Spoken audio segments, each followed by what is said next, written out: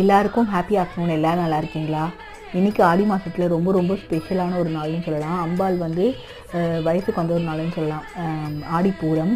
இன்றைக்கி வந்து வாசலில் வந்து மஞ்சள் தடவி, அந்த வாசப்படியில் வந்து மஞ்சள் தடவிட்டு கோலம் போட்டு அதில் வந்து சந்தனம் குங்குமம் விட்டு அம்பாளை வழிபடும் போது நம்மளோட குலதெய்வம் நம்ம வீட்டிலே இருக்கிற மாதிரி நம்மளை சேஃப்கார்ட் பண்ணுற மாதிரி நமக்கு ஒரு தாட் வந்து வரும். கண்டிப்பாக வந்து அந்த நிலப்படியில் அந்த மாதிரி செய்கிறது ரொம்ப நல்லது. அதை வந்து நான் இப்போ ஒரு ஹேபிட்டாக வச்சுருக்கேன். அதுக்கப்புறம் வந்து நிறைய புது வளையல் இருந்தது. ஸோ அப்பாவை வந்து நான் கட்டித்தர சொல்லி அதை வந்து அம்பாளுக்கு வந்து போட்டு ரொம்ப சிறப்பாக சிம்பிளாக வந்து பூஜையை வந்து பண்ணியாச்சு. நான் வந்து கோயிலுக்கு போகலான்னு நினச்சிட்டு இருந்தேன். பட் அன்ஃபார்ச்சுனேட்லி கோயிலுக்கு வந்து போக முடியல.